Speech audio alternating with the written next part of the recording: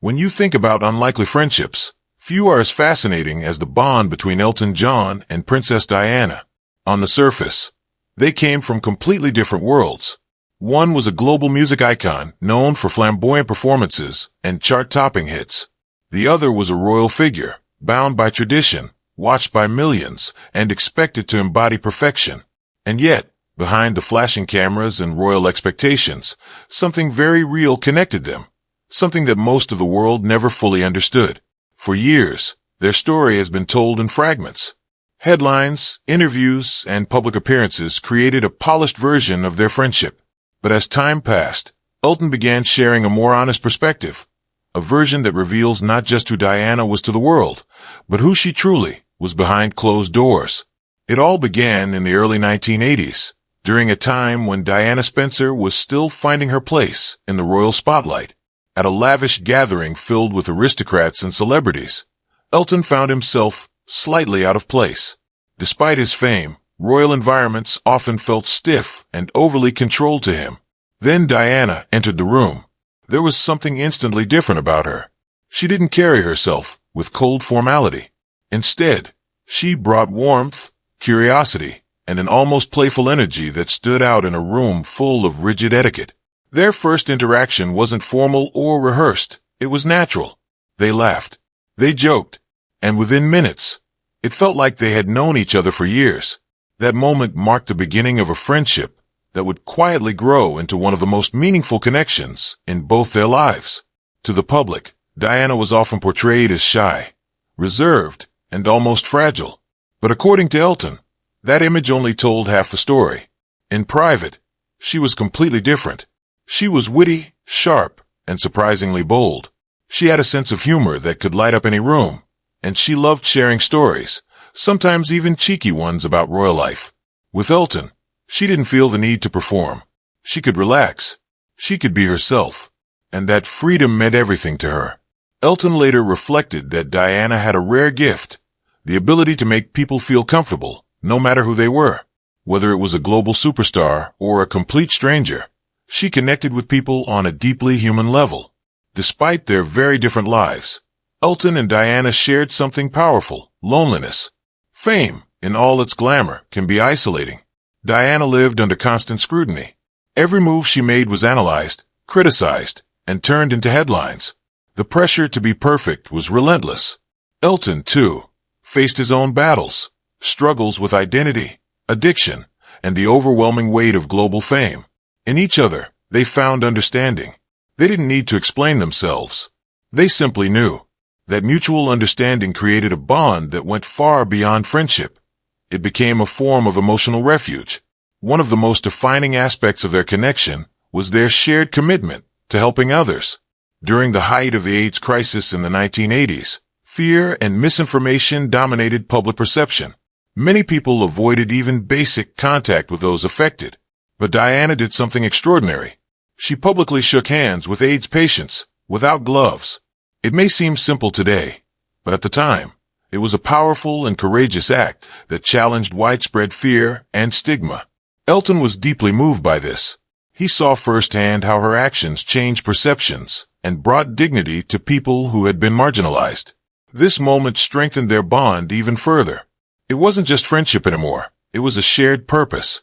Together, they used their influence to bring attention, compassion, and humanity to a crisis the world was struggling to face. But even the strongest friendships can face moments of tension. In the mid-1990s, Elton and Diana experienced a serious falling out. It wasn't about betrayal or scandal. It was something much more human. A misunderstanding, a disagreement over a project, led to hurt feelings on both sides. Words were exchanged. Pride took over. And just like that, communication stopped. For months, they didn't speak. For Elton, this silence was deeply painful. He missed her presence, her laughter, and the sense of comfort she brought into his life. Looking back, he would later admit that this period became one of his greatest regrets. Because sometimes, it's not the big moments we regret, it's the silence. In the summer of 1997, tragedy struck their shared circle when a close friend passed away. That loss became the turning point. Diana reached out. No ego. No hesitation. Just a simple, heartfelt reconnection. They spoke again, clearing the tension that had built between them. The warmth returned almost instantly, as if the distance had never existed. They even met shortly after, sharing a quiet but meaningful reunion. For Elton, it felt like everything was back on track. But life had other plans. On August 31st, 1997, the world was shaken by devastating news. Princess Diana had died in a car accident in Paris. For Elton, the news was unimaginable. Just weeks earlier, they had reconnected. They had laughed. They had made plans. And now she was gone. The shock quickly turned into grief, not just for him, but for millions around the world. Diana wasn't just a royal figure. She was a symbol of compassion, vulnerability, and humanity. In the days that followed, Elton was asked to perform at her funeral. He agreed, but it wasn't easy. He worked with his longtime collaborator to rewrite one of his most famous songs, transforming it into a tribute just for Diana. When he sat at the piano during the funeral, the weight of the moment was overwhelming. The world watched in silence, and as he began to play, it felt like time stood still. It wasn't just a performance. It was a goodbye, a deeply personal farewell to a friend who had changed his life forever. After Diana's passing, Elton made a quiet promise. He would always be there for her sons, Prince William and Prince Harry, not as a celebrity, but as someone who truly cared. Over the years, he remained a supportive presence in their lives, offering guidance, protection, and understanding. For him, it wasn't about obligation. It was about loyalty, a way to honor Diana's memory through the people she loved most. As time passed, Elton began to reflect more openly on their friendship, and his actual truth wasn't shocking or scandalous. It was something far more meaningful. Diana wasn't perfect. She wasn't a flawless icon frozen in time. She was human. She had fears. She made mistakes. She laughed loudly. She felt deeply. And that's exactly what made her extraordinary. Elton has often said that her greatest strength wasn't her title. It was her ability to connect with people in a genuine, heartfelt way. She didn't just represent compassion. She lived it. If there's one thing Elton carries with him to this day, it's a simple but powerful lesson. Life is fragile. Time is limited. And pride can cost you moments you can never get back. He has spoken openly about how he wishes he had ended their disagreement sooner. How he wishes he hadn't let silence take over. Because in the end, it's not the arguments that define us.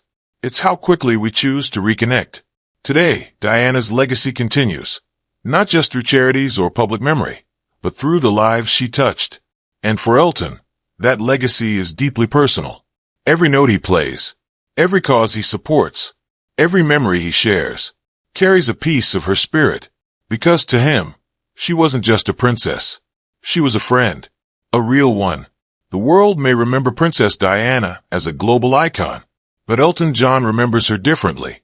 Not as a symbol, not as a headline, but as someone who laughed, cared, struggled, and loved deeply. And perhaps that's the real truth he wanted to share all along.